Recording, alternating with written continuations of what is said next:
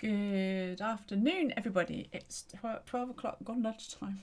So I was going to say good morning, but it's too late for that. So I'm here today joined by Casey, my daughter, who is slightly reluctant to be on camera, but is so amazing she should be on camera way more. So we're going to do more of these lives together, and we're going to talk about some of the things that we're doing in our business. So this is taking your kid to work day like super seriously. So Casey has joined me a few months ago, probably about a year ago in reality. 2 years ago. Oh, 2 years October ago. How is that possible? 2019. As a digital marketer, but we were a bit disorganised, probably my fault. We were a bit disorganised. I didn't really have a proper plan. I didn't really have stuff to do her. And Casey has some medical challenges to deal with. She has something called Ehlers-Danlos syndrome, which means that sometimes she suffers with really severe fatigue and exhaustion and rubbish like that. So it makes getting a conventional job quite challenging when you're quite pooped all the time.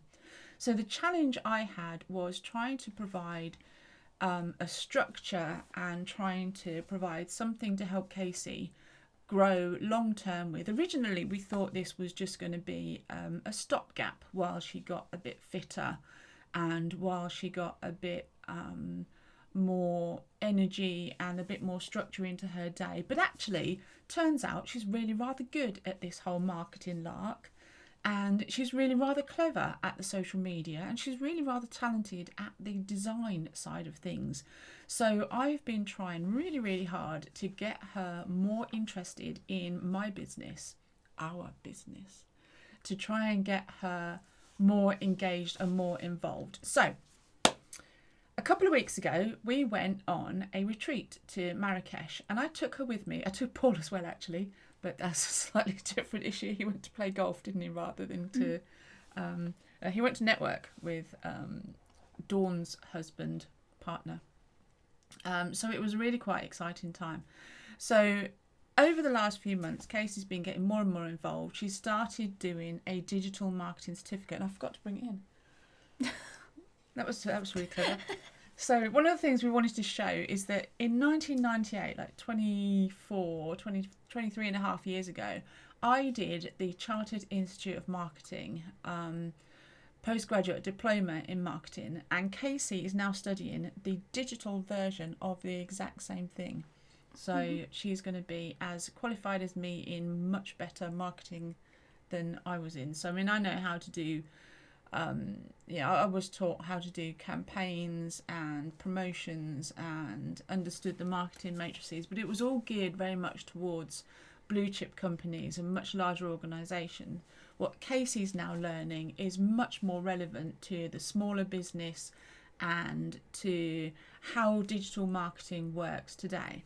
So there are 3 pillars of digital marketing, and I'm going to let Casey, now that I've rambled for long enough, talk a little bit about each of those.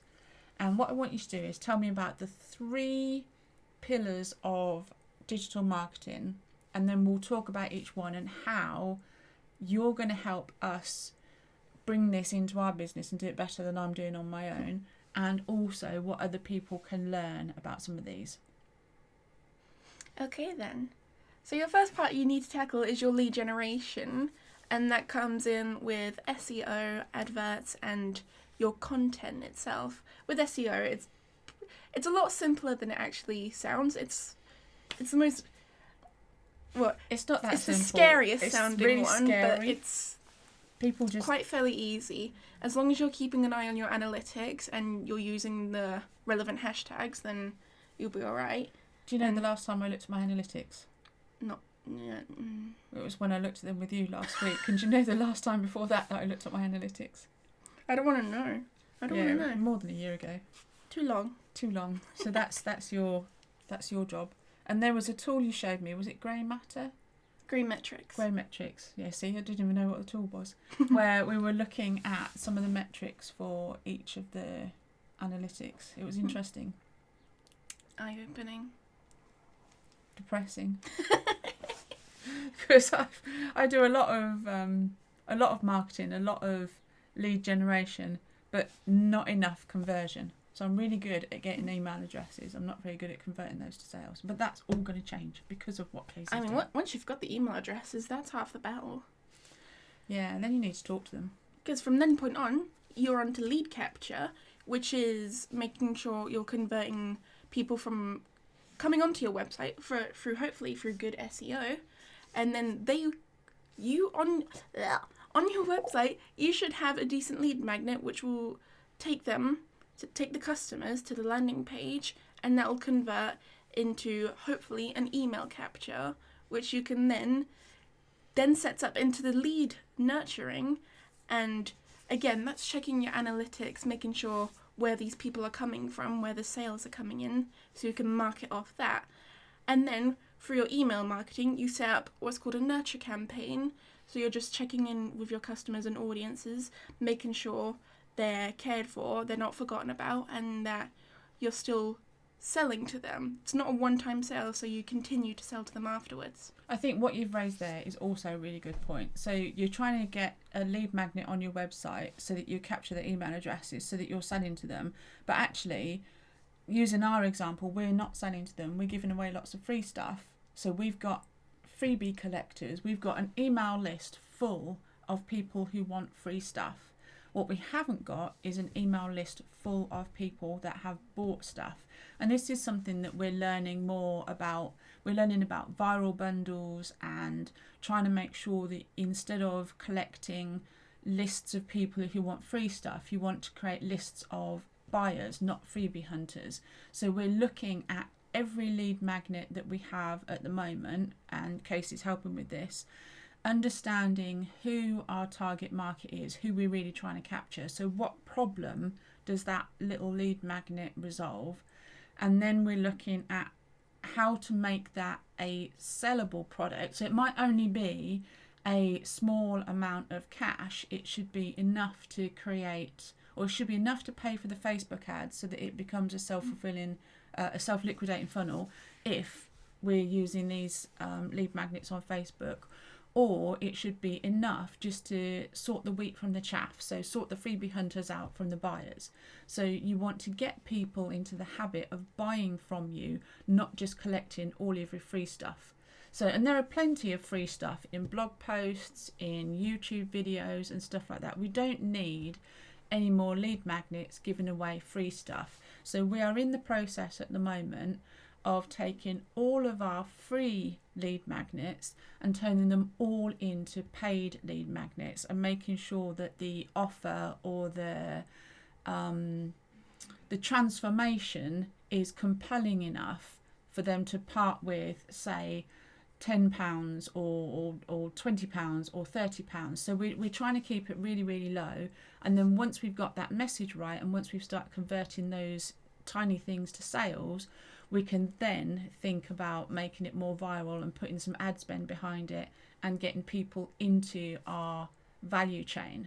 So the value chain, and this is something we were learning about in Marrakesh, is the value chain is getting people onto your lowest level value chain. So you might have a $30 product or a £30 product, and then that might lead to a £300 product and a £3,000 product. I mean, they don't need to be as extreme as that. Maybe they're even more extreme than that. But the idea is to get people onto your value ladder or your value chain and pushing them, encouraging them and nurturing them to buy more from you. Now, one of my challenges as an accountant, again, this is something that Casey has come in to help with, is that in our business, in the accountancy side of things, we are constantly selling time for money. So all of our clients are on retainer, which is fine. And a lot of businesses act in and operate in the same way that we do. But the only way really to make more money and generate more profit in our business is either to do more work, which requires more people, or to charge more for our services, which means we have to be better than other people in our industry. Now, I don't have a problem with any of that, but it's all selling time for money. What we want to do more of is the passive or the semi-passive side, where we have bundles and we have offers in place where people can buy digital products, and they lead to memberships, and they lead to masterminds, and they lead to things that can be delivered on a one-to-many basis. Now, I'm going to name drop, what's her name? Lisa, I can't remember her last name. I was only looking at her stuff yesterday.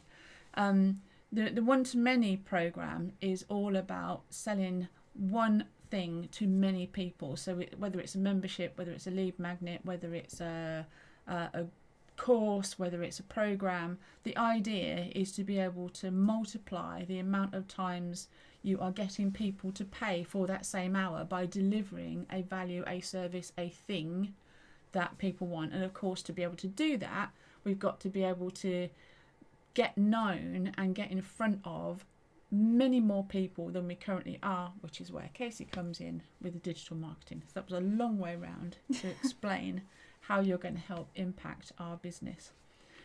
Now, one of the other things that we were talking about last week is how to get buy-in of your team from what you're trying to do.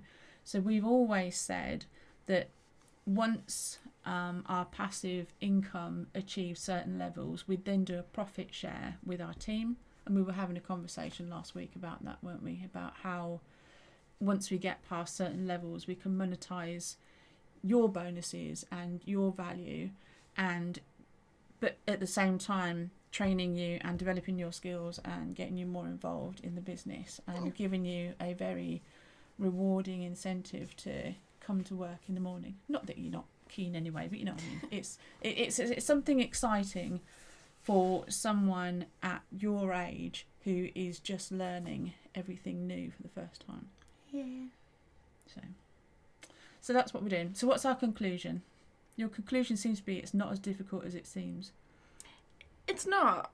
I said earlier how SEO sounds a lot scarier than it actually is, but once you do the research and you understand it, implementing it is not that difficult. Like, once you have a hang of it, it gets easier and easier to understand, and then it just becomes a habit. And I've been studying for 2 months, and it's like mind-boggling to think like how knowledgeable I could be like a year from now. So like, take the information as you get it and implement it, because if you don't use it, then you're gonna go nowhere. But you're still learning as you do it anyway. So just work with what you got and keep working through the struggle, because it does work. And I think the other thing that we found last year, everything was just a bit too overwhelming, wasn't it? So we started every day thinking, oh crap, what do we do today? We don't know where to go today. And what we then did was start planning out what we need to do. And that's what we're doing now, is we're planning what we're talking about each day, planning what needs to go out on social media each day, planning what we need to do for a launch to make sure that we know who does what, when, why and how. And so I am a big advocate on planning for profit. But if you want to do something in the digital marketing and you want that to translate to profit, you want it to actually have an impact on your business and to have the outcome, you've got to plan it.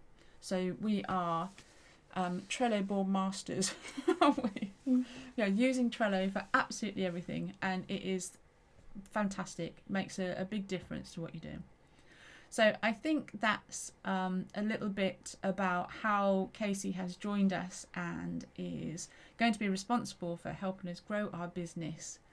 Responsible, that sounds like I'm handing over the mantle, and it's, you know, do or die is all up to you. Yeah, so so long as you're happy with that. So you'd be lost without me. You are. I would. I'd be super stuck without you. They're so much better at the digital marketing, especially Instagram. I'm a bit rubbish on Instagram, let's be facing that. So having you in the business could be a total game changer. So I hope so. I want to be able to just say, this is what we want to do, and then, you know, in a couple of months' time you'll be able to run with it. Whereas at the moment I'm saying, this is what we want to do, and you're saying, okay, tell me how we do it, when I don't really know. So you'll be the leader. I'll be working for you in a couple of years' time. We'll get there. And it will give you the skill set that you need if you want to go self-employed. Not that you'll ever want to, because we'll be so busy dealing with, we'll be millionaires rodders. Millionaires rodders. I'm going to live here forever. Can live here forever, yeah. So that's what we're doing, and as we're doing it, we're going to be sharing a lot of our learnings and what we're doing and how it's working in our Profit Hackers membership. So let me quickly pop over to our little page here and say, do join us. Come and join our journey, share with us, understand what we're doing, how we're doing it. We'll teach you everything that we're learning as we go along and how we're building it into everything that we already do in Profit Hackers to help build our profits, to give us the income that we deserve. So let's make today more profitable, and find us on the link below at go.caseron.co.uk/profit-hackers, and we'll see you there. Woohoo!